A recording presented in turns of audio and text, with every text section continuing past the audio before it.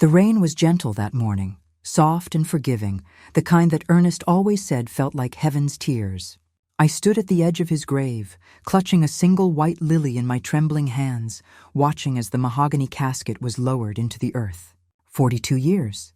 42 years of waking up beside him, of shared coffee at dawn, of his warm hand on mine when the world felt too heavy.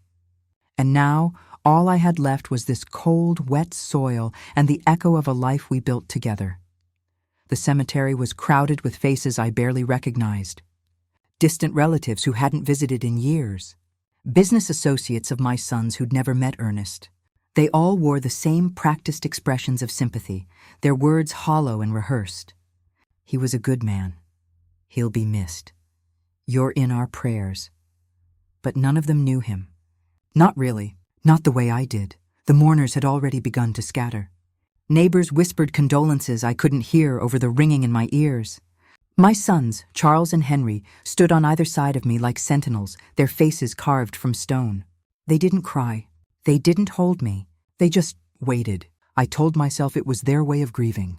Men don't always show emotion the way women do. Ernest had been like that too, keeping his feelings locked away until we were alone. But something about their stillness felt wrong. It felt rehearsed, calculated, like actors playing a role they'd practiced too many times.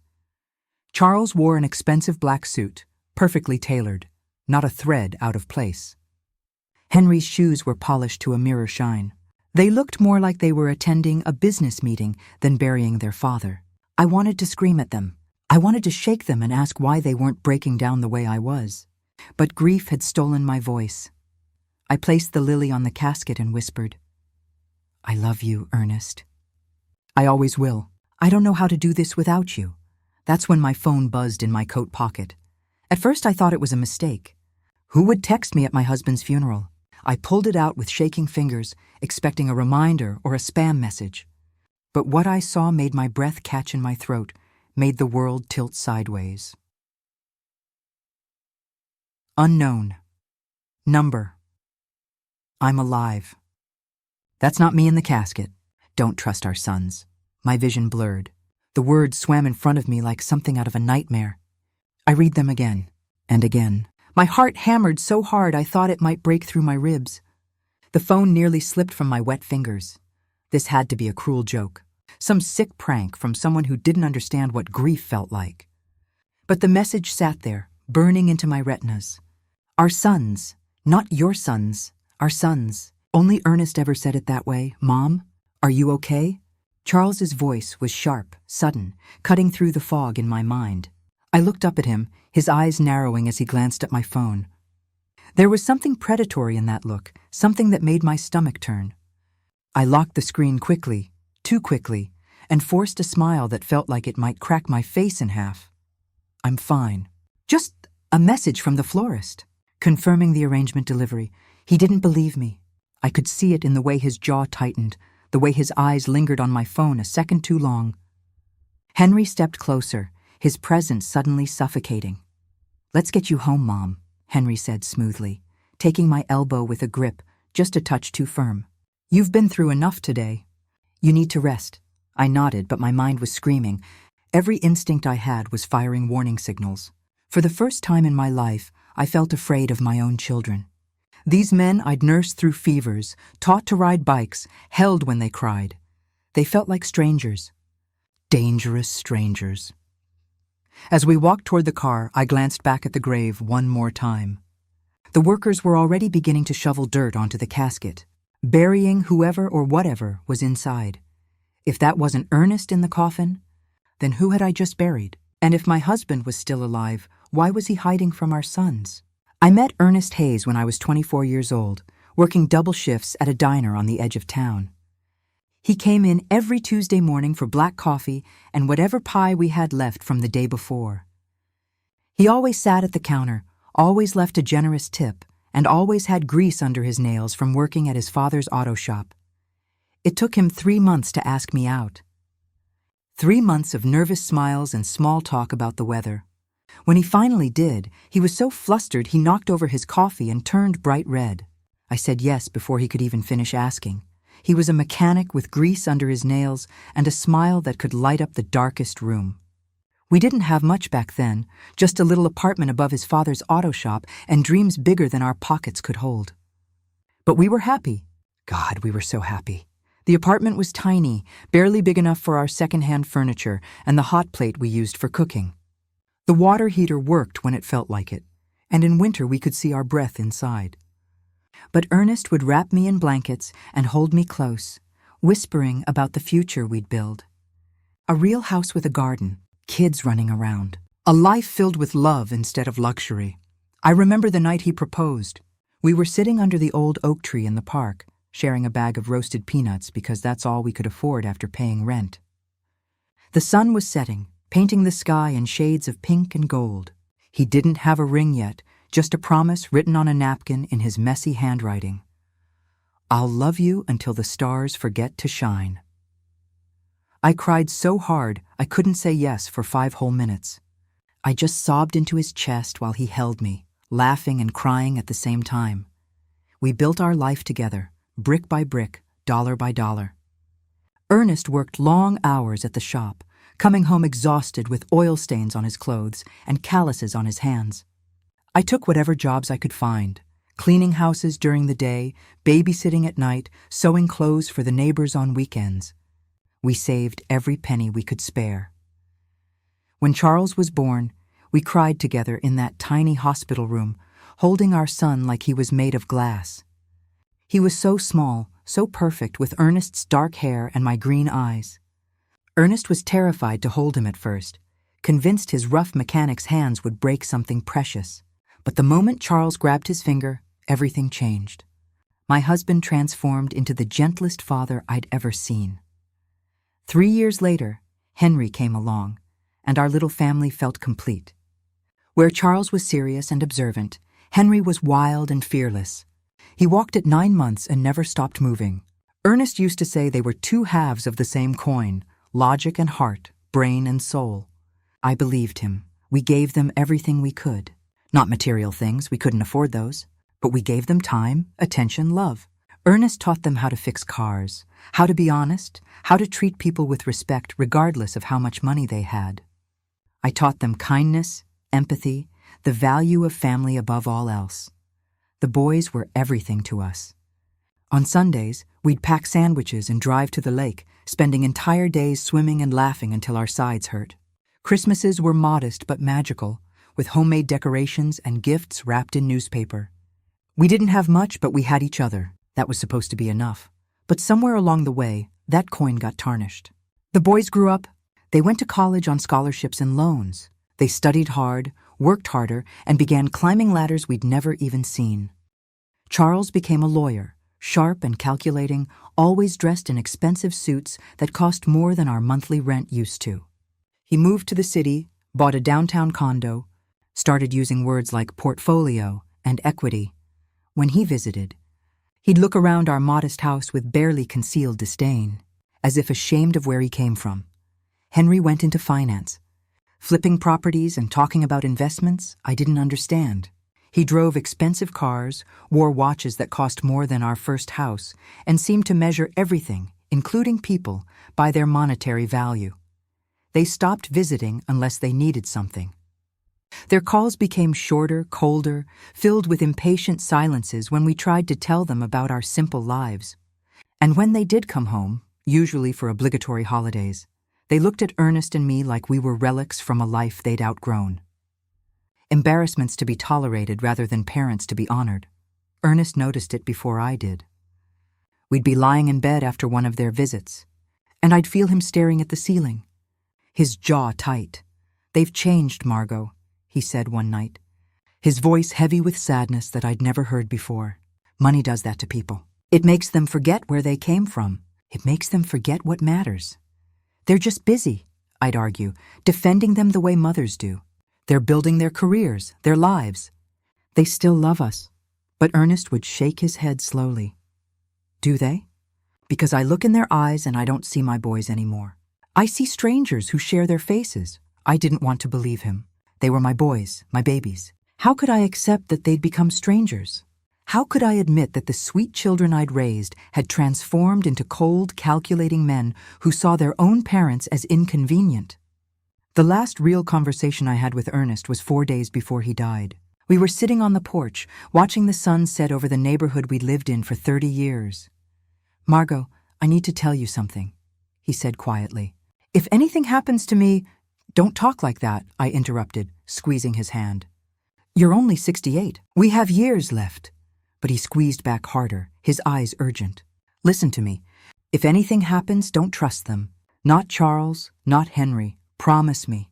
Ernest, you're scaring me. Promise me, Margot." I promised, just to ease the fear in his eyes. But I didn't understand. Not then. Now, standing in my kitchen after the funeral, staring at that impossible message on my phone, I realized Ernest had been trying to warn me all along. He'd seen something in our sons that I'd refused to acknowledge. He said our boys had changed. I just never imagined how much. I never imagined they could be capable of murder. The days after the funeral felt like walking through fog. Everything was muted, distant, wrong. The house felt too big without Ernest's presence, too quiet without his footsteps, his humming while he made coffee, his voice calling me from the garage where he still tinkered with engines even in retirement. I kept replaying the message in my mind, trying to make sense of it. "I'm alive. That's not me in the casket. Don't trust our sons." It was impossible, wasn't it? I'd seen the body at the viewing, or had I? The casket had been closed. Charles insisted on it, his voice firm and final. "He was burned too badly in the explosion, Mom. You don't want to remember him that way. Let your last memory be of him alive, smiling, whole." I'd trusted him. I'd let them handle everything because I was too broken to think straight, too drowning in grief to question anything. They'd arranged the funeral, picked the casket, chosen the burial plot. I'd just signed where they told me to sign, nodded when they told me to nod. But now, every detail felt suspicious. Every decision they'd made seemed designed to keep me away from the truth. The phone call that night, the one from the hospital saying Ernest had been in an accident. I'd been at my sister's house, helping her with dinner. Charles had called me, his voice carefully controlled. "Mom, there's been an accident at the shop. Dad's at Memorial Hospital. We're heading there now." By the time I arrived, shaking and terrified, both Charles and Henry were already in the waiting room. They'd beaten me there by at least 20 minutes. How? The hospital was 40 minutes away from Charles's downtown office, 20 from Henry's apartment across town. How did they get there so fast? How did they know before I did? And the explosion. They said there was an explosion at the shop, that Ernest had been working late, that somehow a gas line had ruptured. But when I drove past it the next day, unable to stay away, needing to see where my husband had spent his final moments, the building was intact. No burn marks, no shattered windows, no police tape or investigation signs, just closed, silent, as if nothing had happened at all. When I asked Charles about it, he'd waved dismissively. "The explosion was contained to the back room, Mom. The structure's fine. We're handling the insurance."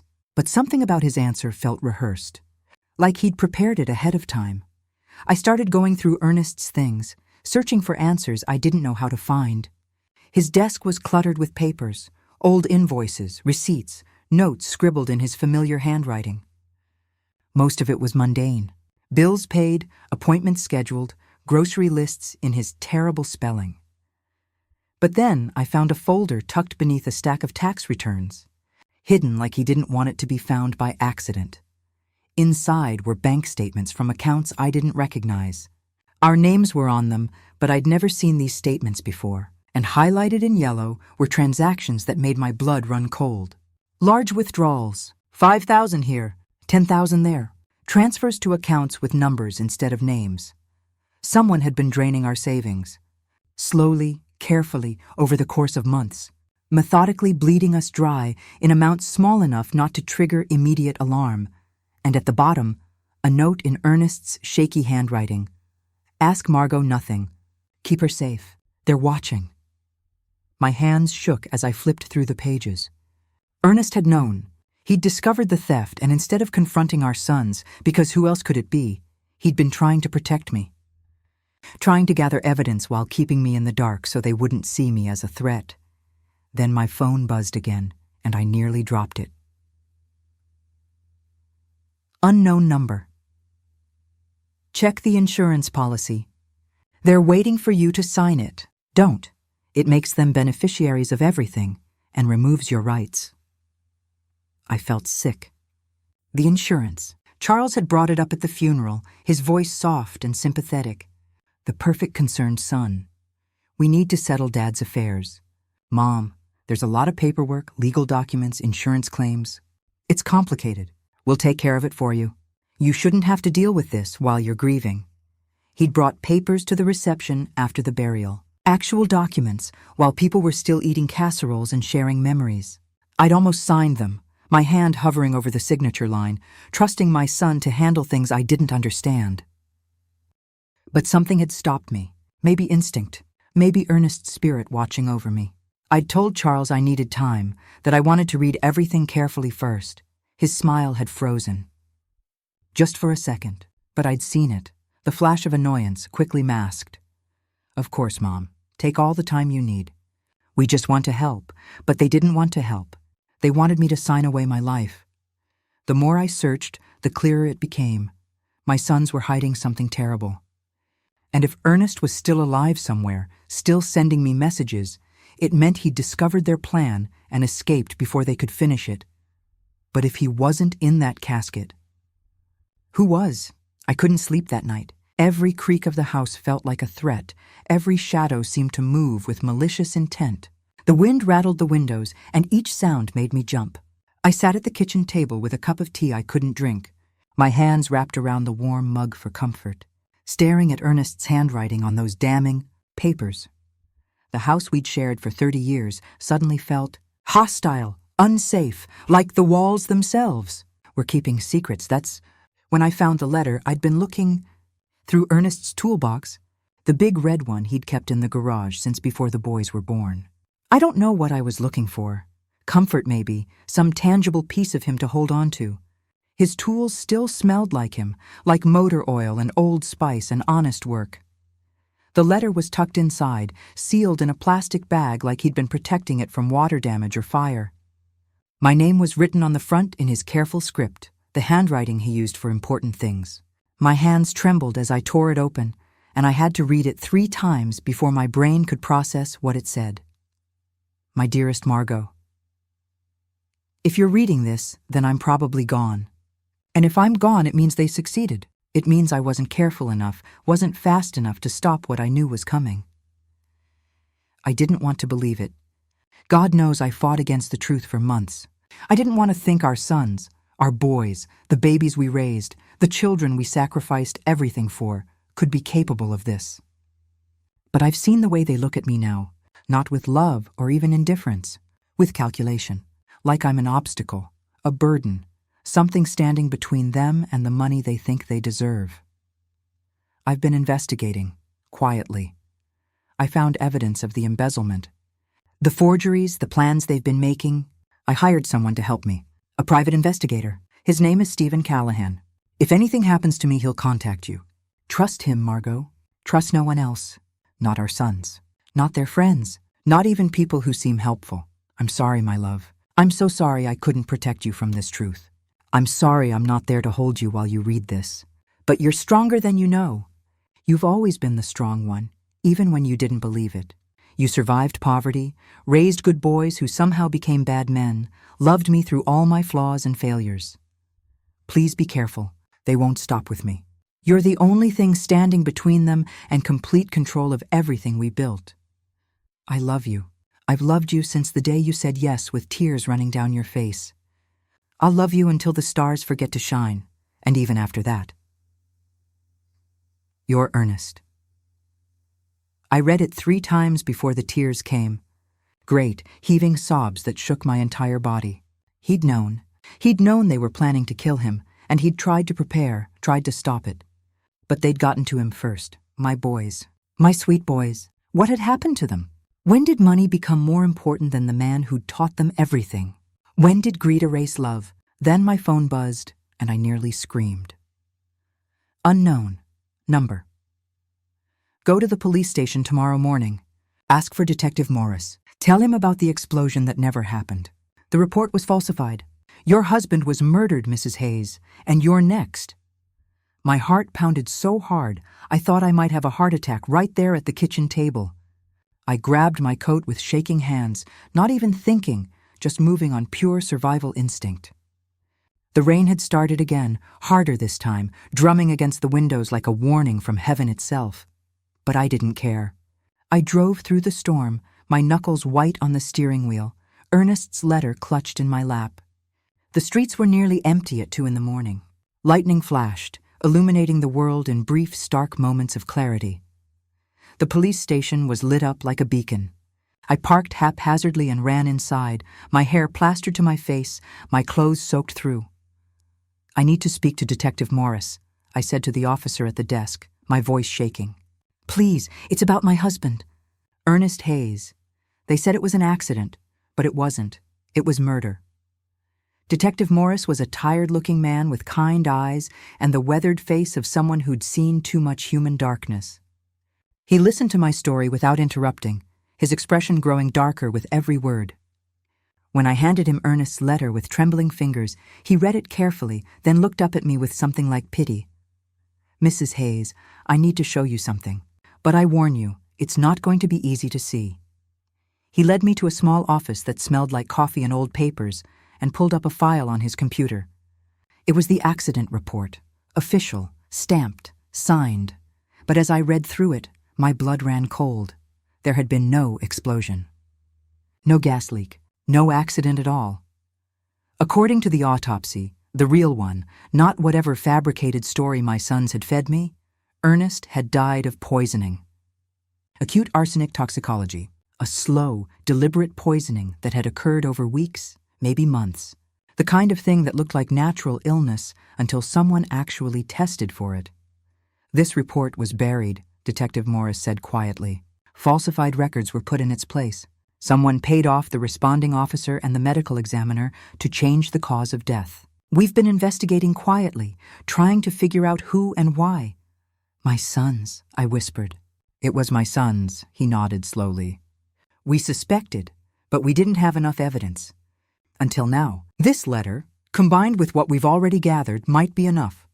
Might be? We need more. We need proof that they administered the poison. Proof of motive. Proof of conspiracy. He leaned forward, his eyes intense. Mrs. Hayes, I need you to be very careful. If they realize you know, if they suspect you're talking to us, they will act. And based on the life insurance policies we found, you're worth more to them dead than alive. They hadn't just killed their father.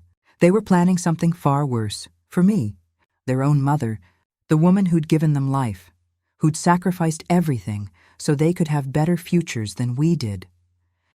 And all they saw when they looked at me was a dollar amount. Charles and Henry showed up at my house 2 days later, carrying a box of pastries from that expensive bakery downtown and wearing smiles that didn't reach their eyes. I'd been expecting them. Detective Morris had warned me they'd likely make a move soon, now that the funeral was over, and they'd expect me to be at my most vulnerable. We thought we'd check on you, Mom, Charles said, setting the box on the kitchen table like an offering. Like we were a normal family. You haven't been answering our calls. I had been avoiding them, but I forced myself to smile. I've just needed some time alone, to process everything. Henry moved around my kitchen with unsettling familiarity, opening cabinets like he owned the place. He poured coffee without asking, sliding a cup toward me with a smile that might have looked caring to anyone who didn't know better. You've been through so much, he said, his voice dripping with false sympathy. We're worried about you. I didn't touch the coffee. My phone was in my pocket, already recording. Detective Morris had given me instructions. Let them talk. Let them reveal themselves. Mom, we've been talking, Charles said, pulling out a chair and sitting across from me. His lawyer posture, his negotiation stance. We think it might be time to consider other living arrangements. My stomach dropped, even though I'd been prepared for this. What do you mean? A home, a senior living facility. A nice one, of course, where you'd have people looking after you 24/7, making sure you're okay, that you're taking your medications, that you're not alone. He leaned forward, his eyes searching mine for weakness. You're not getting any younger. And with Dad gone, we just want to make sure you're safe, that you're cared for. I'm fine here. This is my home. Are you? Henry's voice was sharper now, the mask slipping. Because you've been acting strange, Mom. Paranoid, jumpy. We're worried you're losing your grip on reality, that the grief is affecting your mental state. There it was, the setup, the narrative they'd been preparing. Grief-stricken widow loses her mind, can't be trusted to make her own decisions. Needs her loving sons to step in and take control. My phone buzzed in my pocket. I didn't look at it, but I could feel its weight like a lifeline. Unknown number. Don't eat or drink anything. They've already poisoned the coffee. Arsenic, same as Ernest. Police are 5 minutes away. I stood abruptly, my chair scraping against the floor with a sound that made both men flinch. I think you should leave. Charles's smile faded. Mom, we're just trying to help. I said leave. Now.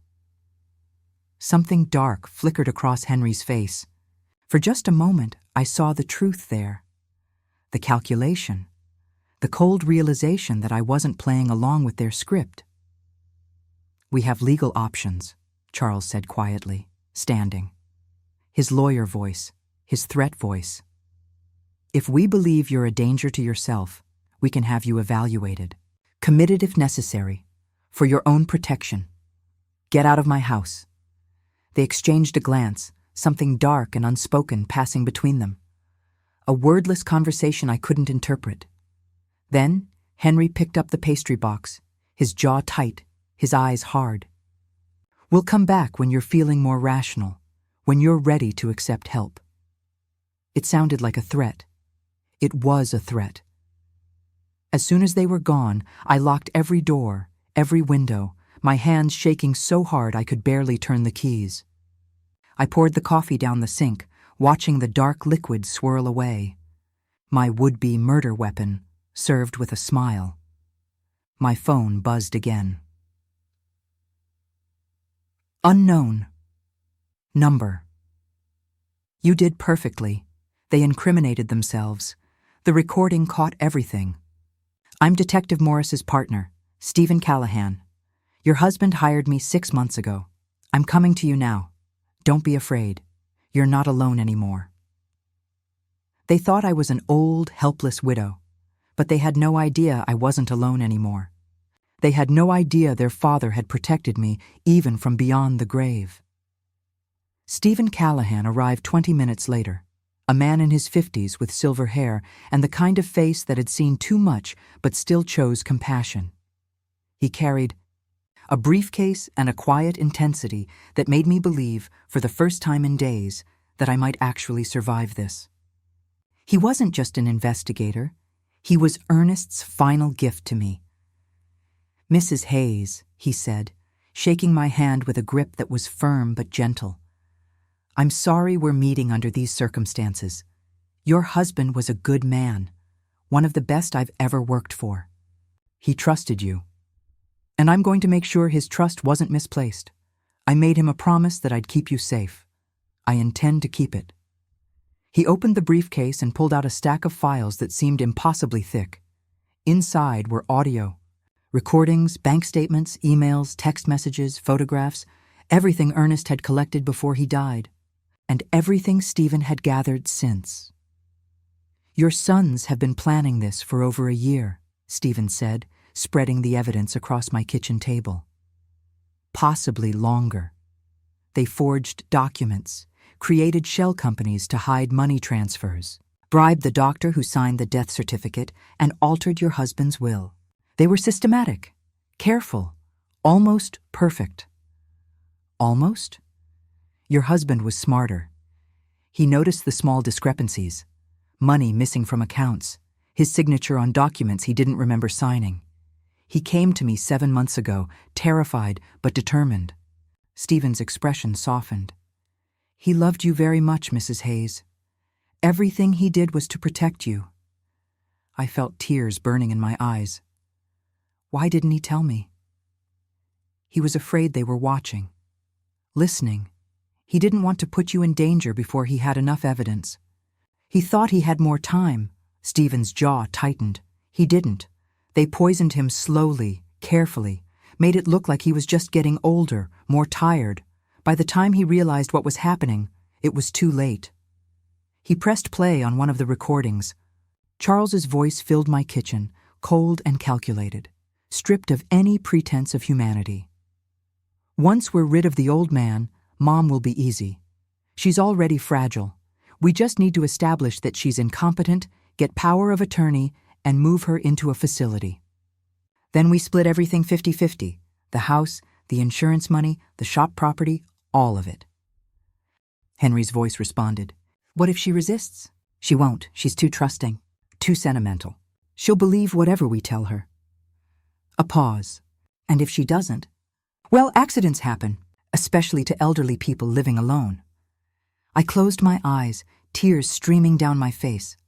These were my sons, my babies, the children I'd rocked to sleep, kissed goodnight, protected from every hurt.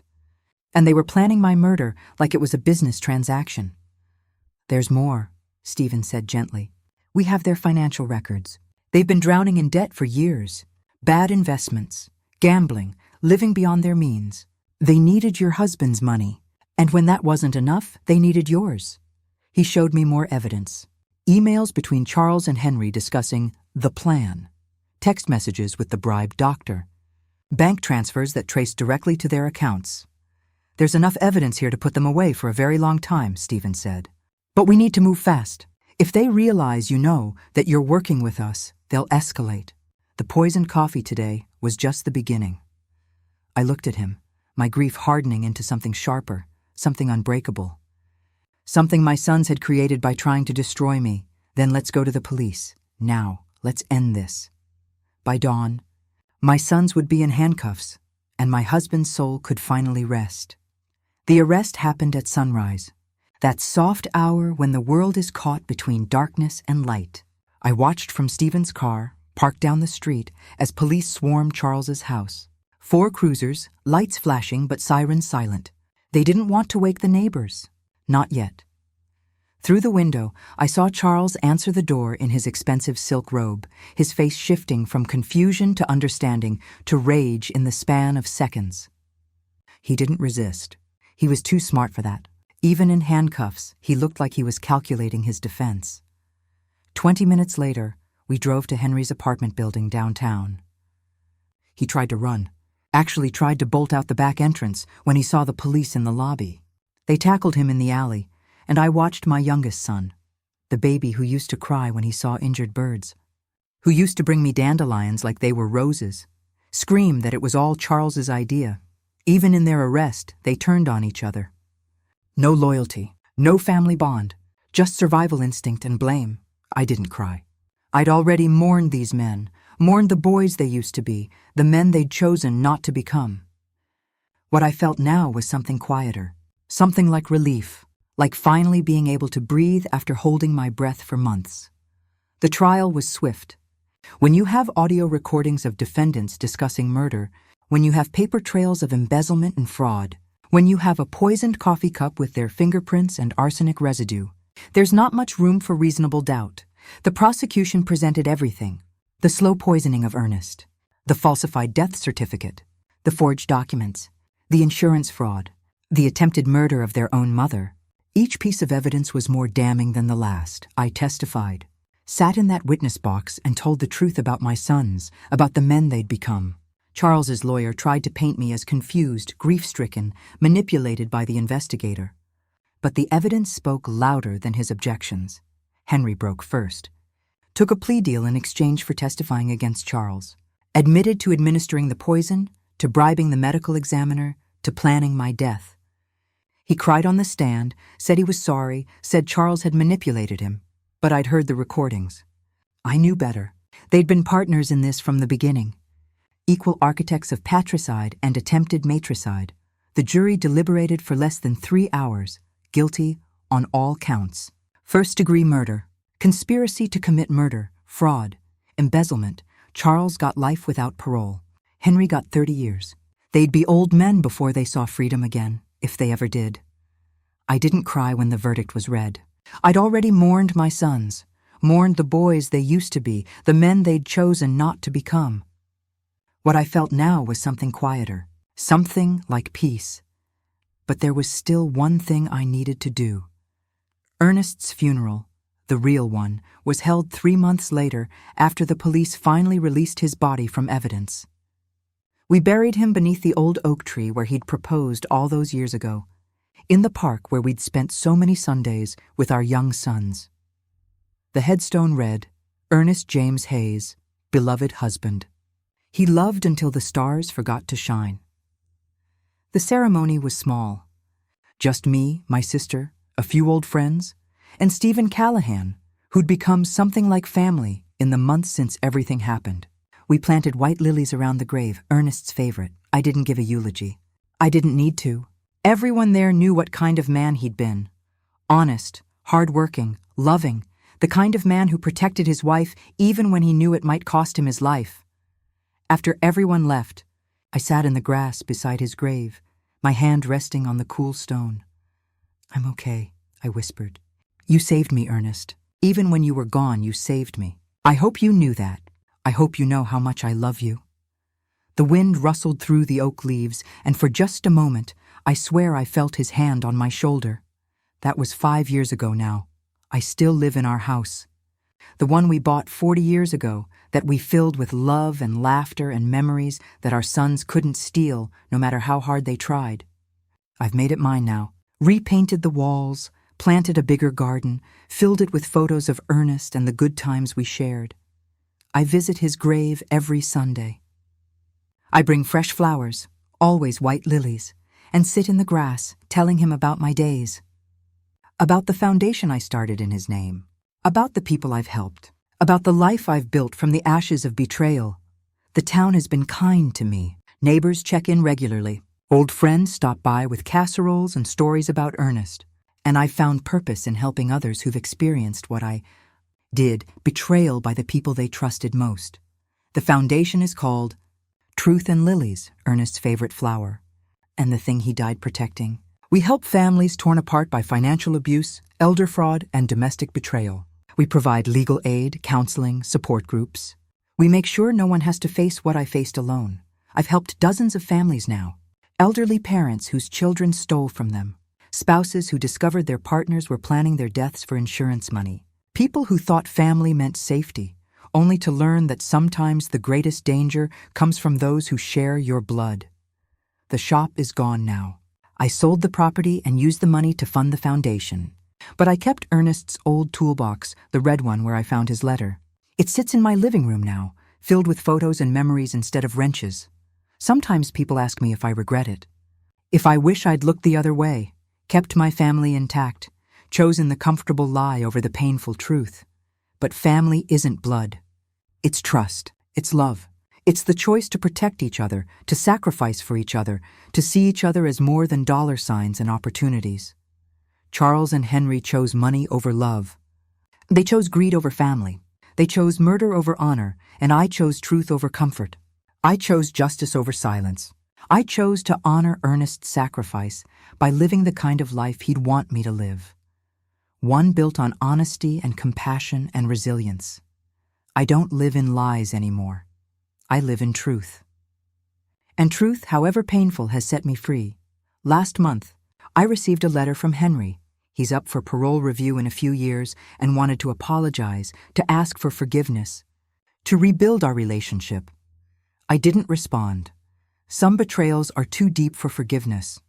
Some wounds don't heal with time. And some people, no matter what they say, are exactly who they showed you they were. I've built a good life, a meaningful life. I've helped people, honored Ernest's memory, and found peace in knowing I survived what should have destroyed me. Love built our home, but truth kept it standing. Did you like my story? Which city are you listening from? I'd love to know that my story reached you, wherever you are. If this touched your heart, don't forget to subscribe for more life stories like this. Sometimes the hardest battles are the ones we fight with the people we love most. But we survive, we heal, We become stronger than we ever imagined we could be, because survival isn't just about staying alive. It's about choosing to live fully, truthfully, courageously, even when the people who should have protected you tried to destroy you instead.